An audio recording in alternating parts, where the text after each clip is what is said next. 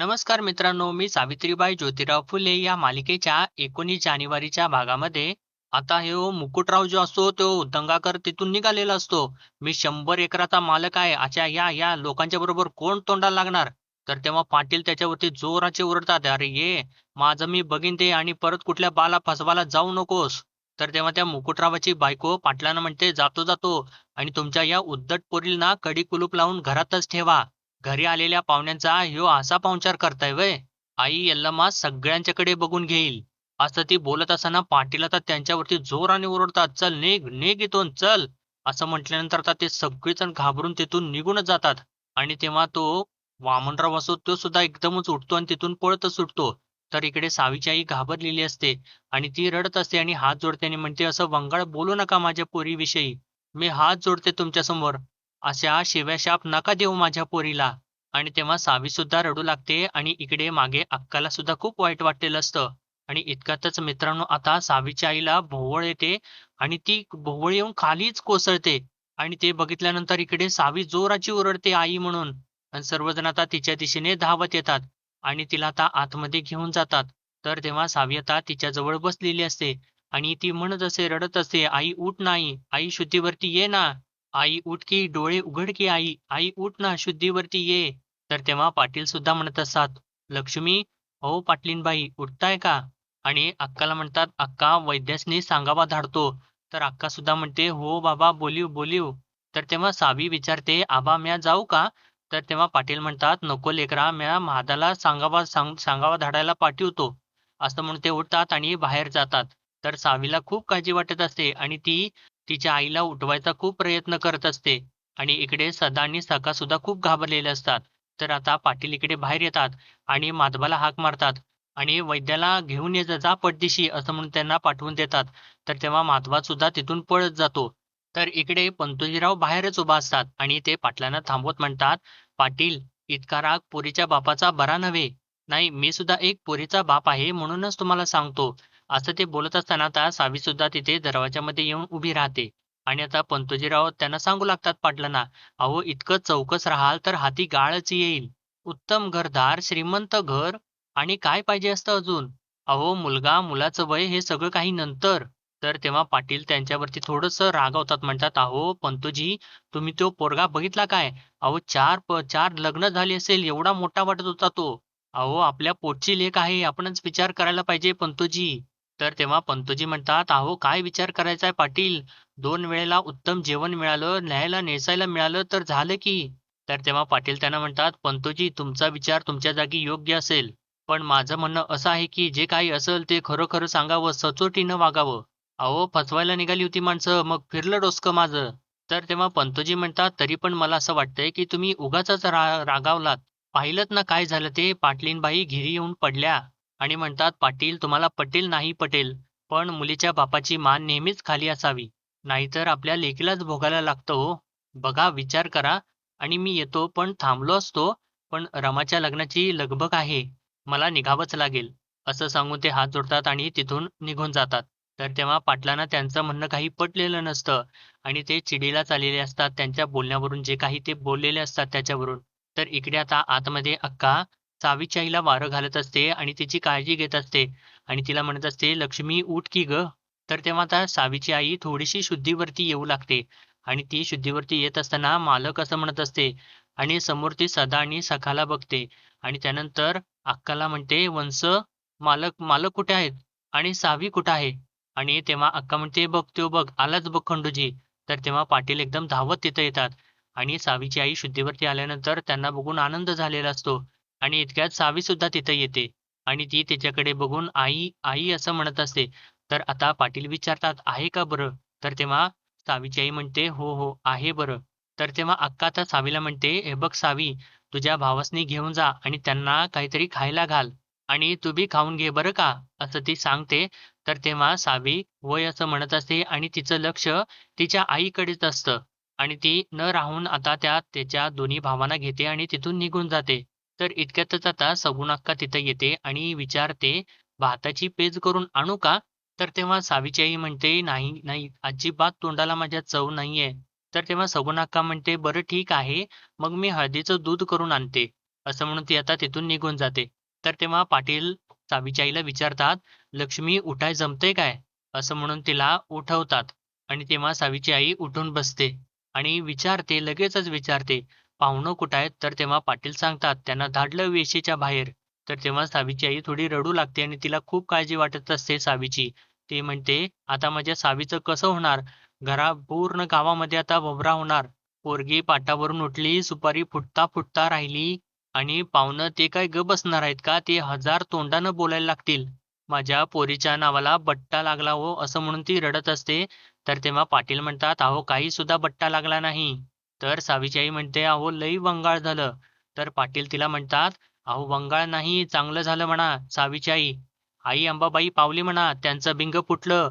जे काही खरं आहे ते आपल्याला वेळेवरती कळलं." तर तेव्हा सावित्री आई म्हणते, "अहो काय वाट्टेल ते बोलून गेलेत माझ्या पोरीला. शिव्या शाप देऊन गेलेले आहेत ते." तर तेव्हा पाटील म्हणतात, "अहो कावळ्याच्या शापाने गाई मरती का?" तर तेव्हा सावित्री आई म्हणते, "अहो पण जरा समजुतीने घ्यायला पाहिजे होतं तुम्ही." तर तेव्हा पाटील चिडतात आणि म्हणतात, "अहो काय समजुतीने घ्यायला पाहिजे होतं सावीची आई? अहो एवढा थोराड जुनाट पोरगा आणला होता त्यांनी सावीसाठी. अहो त्या रेड्यासंग तिचं लगीन लावण्यापरीस सावीला मी विहिरीत ढकलली असती." आणि त्यांनी असं म्हटल्यानंतर अक्काला सुद्धा धक्का बसतो आणि सावीची आई सुद्धा म्हणते, "अहो हे काय बोलताय तुम्ही?" आणि अक्काला म्हणते, "अहो तुम्ही तरी सांगा काहीतरी." तर तेव्हा अक्का आता पाटलांना ओरडू लागते. म्हणते, "अरे खंडू जरा वाईट विचार बोलताना तू जरा विचार तरी कर. ती अजून सावरली सुद्धा नाहीये." तर इकडे आता सावीने तिच्या दोन्ही भावांना सुद्धा जेवायला वाढलेलं असतं. तर तेव्हा सदा विचारतो, "अगं अक्के तू बी खा की आमच्याबरोबर." तर तेव्हा अक्का म्हणते, "नाही ना गं, मला भूक नाहीये, तुम्ही खा आणि हां, काही लागलं तर हाक मार." असं ती म्हणत असते. तर तेव्हा सगुणा अक्का तिथं येते आणि सावीला म्हणते, "अगं काळजी नको करूस, मी आहे. तू जा आईकडं बघ." असं तिने सांगितल्यानंतर आता सावी चाललेली असते. तर तेव्हा सखा तिला म्हणतो, "अक्के तुझं लगीन मोडलं?" आणि त्यांना असा प्रश्न विचारल्यानंतर सावी तिथेच दरवाजामध्ये उभी राहते आणि तिला तर त्या गोष्टीचं खूप वाईट वाटत असतं. आणि ती आता परत वळून सखाकडे बघते, तर तेव्हा सगुणाक्का म्हणते, "नाही, नाही, असं काही घडलं नाही बरं का. तू बघ तुझ्या अक्काचं धूम-धडाक्यात लग्न होणार आहे." आणि त्या दोघांना सांगते, "चला जेवा." असं तिनं धीर दिल्यानंतर आता सावी इकडे पुढे चालू लागते. तर इकडे अक्का पाटलांना समजावून सांगत असते, "अरे खंडूजी, असं करून कसं चालेल? अरे आपल्या सावीबरोबरच्या पोरींची लग्न सुद्धा झाली." तर सावीची आई सुद्धा रडत-रडत बोलत असते. म्हणते, "जरा समजुतीने घेतलं असतं तर काहीतरी मार्ग निघाला असता." आणि म्हणते, "त्या मध्यस्थाला थांबलं तुम्ही, तो येईल का परत दुसरं स्थळ घेऊन? आणि दुसरं कोणी हिंमत करेल का पाटलांच्या घरी स्थळ दाखवायला?" समदं काही उरपाटं होऊन बसलं. तर तेव्हा पाटील म्हणतात, "काही सुद्धा उरपाटं झालं नाही आणि झालं तर म्या खमकाय. मी करेन सरळ." तर सावीची आई म्हणते, "घ्या, हे असं आहे यांचं." तर तेव्हा पाटील म्हणतात, "अहो काय असं असतंय? अहो तुम्ही समजून घेईना झालायसा. अहो तुमच्या डोळ्यानं पोरगा बघितला ना हो त्यो." आणि अक्काला सुद्धा विचारतात, "काय अक्का जोड शोभत होता का? केवढा थोराड होता त्यो? आणि जर सुपारी फुटली असती तर? आणि जर सुपारी फुटली असती की नाही अक्का, तर तोच दगड उचलून की नाही मी त्या बाच्या आणि त्या पोराच्या डोक्यात घातला असता." तर तेव्हा अक्का म्हणते, "अरे काय बोलतोयस तू हे?" तर तेव्हा पाटील म्हणतात, "माझी पोर म्हणजे काय रानातला भाजीपाला वाटला व्हय? कोणी बी सोम्या-गोम्यानं यावा आणि खोडून न्यावा. सावीची आई तब्येत भली नाही तुमची, विश्रांती घ्या तुम्ही. माझं डोसकं फिरवू नका." असं ते रागा-रागात सगळं काही बोलतात आणि तिथून निघून जातात. तर तेव्हा अक्का सावीच्या आईला म्हणते, "अगं लक्ष्मी, त्या वामनरावांनी सुद्धा अगोदर सांगायला पाहिजे होतं का नाही? ते जर सांगितलं असतं तर ही हमरी-तुमरी झाली असती का?" तर सावीची आई रडतच असते आणि म्हणते, "मी तर लई हरकून गेले होते आणि आता काय करावं काय समजतच नाहीये मला." तर तेव्हा अक्का म्हणते, "अगं नको जीवाला लावून घेऊस. होईल गं, काहीतरी चांगलं नक्कीच होईल." तर तेव्हा सावीची आई म्हणते, "मी आत्ता बोलून बघू का सगुणा अक्कांशी?" तर तेव्हा अक्का म्हणते, "आत्ता तू काही बी बोलू नकोस. आपण समधी काय असेल ते चौकशी करूया आणि मग मी सांगते खंडूला त्यांच्याशी बोलायला." तर तेव्हा सावित्री आई म्हणते, "बरं, बरं तुम्हीच बोला आणि तुम्हाला जे योग्य वाटेल ना ते करा. पण आज ह्यो सगळा काही सगुणाबाईंच्या समोरच तमाशा झालेला आहे आणि माझ्या पोरीचं लगीन होईल तेव्हा खरं." आणि हात जोडून म्हणते, "आई अंबाबाई आता तूच सांभाळून घे गं बाई." अशी ती बोलत असते आणि सावीची तिला खूप काळजी वाटत असते आणि इकडे अक्काला सुद्धा त्या गोष्टीचं खूप खूप टेन्शन आलेलं असतं. तर त्यानंतर मित्रांनो आता रात्री जेव्हा सर्वजण झोपलेले असतात, तर तेव्हा सावी सुद्धा झोपलेली असते आणि ती झोपेमध्ये ती खूप अस्वस्थ असते. तिला खूप त्रास होत असतो आणि ज्यावेळेस पंतोजी म्हणालेले असतात, "नवरदेवाला बोलवा पाटावरती बसवायला." आणि तो नवरदेव मुलगा जो असतो तो येऊन पाटावरती बसलेला असतो. ते सर्व काही स्वप्नामध्ये आता सावीला आठवत असतं आणि तो समोर बसल्यानंतर सावीला खूप धक्का बसलेला असतो. खूप त्रास होत असतो आणि तेव्हा वामनराव म्हणाले, "काय मग पाटील सुपारी फोडायची का?" तर तेव्हा पाटील एकदम चिडलेले असतात आणि म्हणत असतात, "अहो वामनराव काय चाललंय काय हे? पोरगा कोण आहे? ह्यो आहे का? ह्यो आहे?" तर तेव्हा वामनराव जाम घाबरलेला असतो आणि त्यानंतर पाटलांनी वामनरावाची गच्ची पकडून त्याला खूप मारलेलं असतं आणि ते सगळं काही आठवत असताना सावीला खूप त्रास होत असतो. म्हणजे ते स्वप्नात दिसत असताना तिला खूप त्रास होत असतो आणि त्यानंतर आता पाटील कुऱ्हाड हातामध्ये घेतात आणि ती कुऱ्हाड घेऊन वामनरावाला मारणारच असतात आणि तेव्हा सावी जोराची ओरडलेली असते, "आबा!" आणि त्यानंतर आता जात असताना हे सर्व मंडळी जात असतात तर तेव्हा मुकुटरावाची बायको म्हणालेली असते, "तुमच्या या उद्धट पोरगीला कडी-कोलपात कोंडून ठेवा आणि आई यल्लमा तुमच्या सगळ्यांच्याकडे बघून घेईल." आणि त्यानंतर पंतोजी म्हणालेले असतात पाटलांना, "तुम्हाला पटेल किंवा नाही पटेल, पण मुलीच्या बापाची मान नेहमी खालीच असावी." आणि तेव्हा सावीची आई त्यानंतर रडत-रडत म्हणत असते, की "माझ्या पोरीला शिव्या-शाप देऊ नका." आणि तेव्हा तिला भोवळ आलेली असते आणि ती खाली कोसळलेली असते. ते सगळं काही सावीला आता आठवत असतं आणि जेव्हा ती सावीची आई खाली पडलेली असते, तर ते आठवल्यानंतर आता सावी स्वप्नामधून दचकून जागी होते आणि तिला खूप घाम फुटलेला असतो आणि ती एकदम धापा वगैरे टाकत असते आणि इकडे पाटलांना सुद्धा झोप लागत नसते आणि ते सुद्धा इकडे बाहेर आता एकदम काळजीपोटी फिरत असतात आणि त्यांना आता सावीच्या आईचे शब्द आठवत असतात. "जरा तुम्ही समजुतीने घेतलं असतं तर काय झालं असतं? आणि आता त्या तुम्ही मध्यस्थ्यालाच आणलत. आता येईल का तो परत दुसरं कुठलं स्थळ घेऊन?" आणि पंतोजी म्हणालेले असतात, "मुलीच्या बापाची मान नेहमी खालीच असावी, नाहीतर आपल्या मुलीलाच भोगावं लागतं. इतके चौकस राहाल तर हाती गाळच येईल." आणि असं ते सगळं काही विचार करत इकडे-तिकडे काळजीपोटी फिरत असतात आणि इतक्यातच आता त्यांना मागून सावीचा आवाज ऐकू येतो, "आबा!" तेव्हा पाटील मागे वळून तिच्याकडे बघतात आणि सावी आता त्यांच्या दिशेने चालत येते आणि त्यांना विचारते, "आबा, तुम्ही अजून झोपलं नाहीत?" तर पाटील तिला म्हणतात, "नाही लेकरा, आत्ता तर पडणारच होतो." आणि तिला विचारतात, "तू काय करतेस?" तर तेव्हा सावी त्यांच्या जवळ येते आणि त्यांना म्हणते, "आबा, जर तुम्हाला झोप येत नसेल तर काशाच्या वाटीनं पायाला तेल चोळून देऊ का?" आई म्हणते, "काशाच्या वाटीनं पायाला तेल चोळून दिलं की पायाची आग बी कमी होते आणि झोप बी शांत लागते." आणि असं ती बोलत असताना इथे तर पाटलांच्या डोळ्यामधून पाणी येऊ लागतं मित्रांनो. आणि सावी पुढे विचारत असते, "आबा देऊ का घासून?" तर पाटील आता भरल्या डोळ्याने तिचा हात पकडतात आणि आपल्या जवळ तिला बसवून घेतात आणि तिला विचारतात, "सावी, अचानकपणे एवढा समजूतदारपणा कुठून आला गं तुझ्यात? एका दिवसात माझी पोर मोठी झाली का काय?" तर सावी परत विचारते, "आबा लावू का तेल?" तर तेव्हा पाटील म्हणतात, "नको गं बाळा." तर आता सावी पुढं म्हणते, "आबा तुम्ही इतकं चिडत जाऊ नका. तुमच्या तब्येतीसाठी ते चांगलं नाही. तुम्हाला काय झालं तर म्या काय करू आबा?" असं म्हणून ती आता रडू लागते. तर पाटील आता तिचे डोळे पुसतात आणि म्हणतात, "ए सावी बाळा रडू नकोस. काय बी होत नाही तुझ्या आबाला. अश्रू नाही ढाळायचं लेका. आणि तू म्हणतेस नव्हं मग मी नाही चिडत, नाही चिडत." असं म्हणून ते सुद्धा आपले स्वतःचे डोळे पुसतात आणि तिला खूप धीर देतात. तर सावी आता म्हणते, "आबा एक विचारू का? तुम्हाला माझ्या लग्नाची एवढी घाई होती, तर तुम्ही आज माझ्या लग्नाला नाही का म्हणालात?" तर पाटील एक सुस्कारा सोडतात आणि म्हणतात, "सावी बाळा तुझ्यासाठी हे आजचं स्थळ योग्य नव्हतं बाळा. त्या एवढ्या थोराड माणसाला माझ्या ही फुलासारखी लेक देऊ होय मी त्याला?" तर सावी आता विचारते, "म्हणजे कसं ठरवायचं? कोण कुणाबरोबर लग्न करणार, कोण कोणासाठी योग्य नाही? म्हणजे कसं रे आबा?"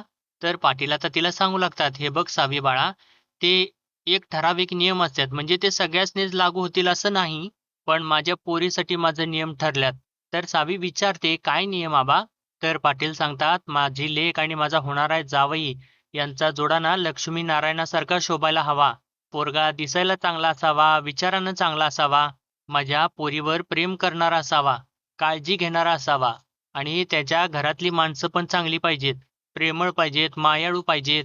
घरात ना पैका कमी असला तरी बी चालेल, पण घरच्या माणसात एकमेकांच्यावर माया पाहिजे, जिव्हाळा पाहिजे. शिस्त असली तरी सुद्धा हरकत नाही, पण माझ्या लेकीला कसला त्रास व्हायला नको, जाच व्हायला नको. देवधर्म मानणारी, कुळाचार पाळणारी माणसं असावीत." तर साव्यता विचारते, "पण अशी घरं असतात का आबा?" तर तेव्हा पाटील सांगतात, "अरे असत्यात की. अशी घरं असत्यात, अशी माणसं असत्यात." आणि सावी आता अस्वं ढाळायची नाहीत. ह्यो तुझा बा तुझ्यासाठी शोधणार असली स्थळ, असली माणसं आणि म्हणतात आणि माझ्या लेकीसाठी असा नवरा पण शोधणार. असं म्हटल्यानंतर आता सावी एकदम भावूक होते आणि आबास म्हणून त्यांना मिठीच मारते ती. तर तेव्हा पाटील सुद्धा तिला एकदम आपल्या जवळ घेतात आणि त्यांच्या डोळ्यामधून सुद्धा पाणी येऊ लागतं आणि ते आता तिला म्हणू लागतात, "ए पोरी, ए बाळा, काय सांगितलं आता आबानं? अस्वं नाही गाळायची. माझं सोन्याचं पाखरू ते." आणि मित्रांनो आता यांची सगळी अशी ही रात्र निघून जाते आणि दुसऱ्या दिवशी सकाळी आता ही सगुण अक्का असते ती निघायच्या तयारीत असते. तर तेव्हा अक्का तिच्याजवळ येते आणि तिला विचारते, "काय गं, कसली बांधाबंध चालली आहे तुझी? कुठं निघाली तू?" तर तेव्हा सगुण अक्का म्हणते, "मग काय करू सांग बरं?" तर तेव्हा अक्का तिला म्हणते, "अगं अंबाबाईच्या काठीला आलीस की नाही तू?" तर तेव्हा सगुण अक्का म्हणते, "अंबाबाईच्या काठीला आली होते का दुसऱ्या कशासाठी? तुला ठाव नाही व्हय?" तर तेव्हा अक्का तिला म्हणते, "हे बघ सगुणा, तू इथं कशासाठी आली होतीस हे तुला चांगलं ठाव आहे आणि म्या बी तुला कशासाठी बोलवलेलं होतं हे मला चांगलं ठाव आहे. मग कुठं बी जायचं नाही. गाठोडं दडून ठेवीन सांगून ठेवते. निघाली जायला लगेच." असं म्हणून ती मागं फिरत असते. इतक्यातच आता तिथं सावी येते आणि सगुण अक्काला म्हणते, "चला की न्याहारीला." तर अक्का सगुण अक्काला म्हणते, "हे बघ न्याहारीला चल, मी मोरं जाते, वाट बघते बघ तुझी." असं म्हणून ती तिथून निघून जाते. तर सावी आता सगुण अक्काला म्हणते, "चला की न्याहारी करायला." असं म्हणून ती चाललेली असते. तर तेव्हा सगुण अक्का तिला म्हणते, "थांब." तर इकडे अक्का पाटलांच्या जवळ आलेली असते आणि त्यांना म्हणत असते, "म्या सगुणाला सांगून दमले बाबा, की काठीला थांब म्हणून, पण ती काय थांबायला तयार नाही." तर पाटील म्हणतात, "काठीला बी नाही म्हटली." तर अक्का म्हणते, "होय, पण ते जाऊ द्यात. म्या काय म्हणते, मी सगुणाशी बोलू काय सावित्रीबद्दल?" तर तेव्हा पाटील म्हणतात, "एक दणका बसलाय अक्का आपल्याला, आता बेतानं जावं लागल." तर अक्का म्हणते, "होय, ते बी खरंच आहे. पण एक सांगू का खंडोजी तुला, माझं मन सांगतंय सगुणानं आणलेलं स्थळ एकदम चांगलंच असणार." तर इकडे सगुण अक्काने सावीला परत बोलावलेलं असतं आणि ती तिला बोलावून आपल्या जवळ बसवून घेते आणि तिला विचारते, "तू केलीस का न्यारी?" तर तेव्हा सावी अजून उदासच असते. म्हणजे त्या काल जे काही झालेलं असतं त्या सगळ्या दुःखातच असते ती आणि ती त्या दुःखातच नाही असं तिला सांगते आणि म्हणते, "अहो, पाहुण्यांच्या अगोदर कसं खायचं?" तर तेव्हा सगुण अक्का म्हणते, "बरं चल, आपण दोघी मिळून न्याहारी करू चल." तर तेव्हा सावी म्हणते, "नको, नको. तुम्ही न्याहारी करा, मला कामं हायती." तर तेव्हा सगुण अक्का तिला म्हणते, "अगं आहे का आता? किती कामं करशील? सकाळपासून बघते मी तुला. अंगण झाडलं, सडा घातलास, रांगोळी काढलीस आणि किती छान रांगोळी काढलीस. मला फार आवडली तुझी रांगोळी आणि गाईला पाणी सुद्धा पाजलंस." तर सावी म्हणते, "आमचं बारकं वासरू आहे की त्याला गोंजारलं बी आणि लय मारकूट झालाय त्यो." असं ती सांगत असताना सगुण अक्का हसते आणि तिच्या डोक्यावरून हात फिरवत म्हणते, "लई गुणाची गं माझी लेक. केवढी कामं करतेस?" तर सावी म्हणते, "काल आईला भोवळ आली ना, त्यामुळं मला करावं लागलं." आणि एकदमच डोक्याला हात लावते आणि म्हणते, "अरे देवा! तिला देवपूजेसाठी बावीचं पाणी आणून द्यायचंच राहिलं. जाते, जाते." असं ती म्हणत असते. तर तेव्हा सगुण अक्का तिला विचारते, "लांब आहे व्हय बावी?" तर सावी म्हणते, "नाही, इथं जवळच आहे की. तुम्ही न्याहारी करा, मी आलेच. तेवढी पाण्याची कळशी घेऊन." असं म्हणून ती उठते. तर तेव्हा सगुण अक्का तिला तिचा हात पकडते आणि तिला विचारते, "तुला पाणी शेंदायला येतं?" तर तेव्हा सावी म्हणते, "होय, येतं की." तर सगुण अक्का तिला म्हणते, "बरं ठीक आहे, चल मी येते तुझ्यासोबत."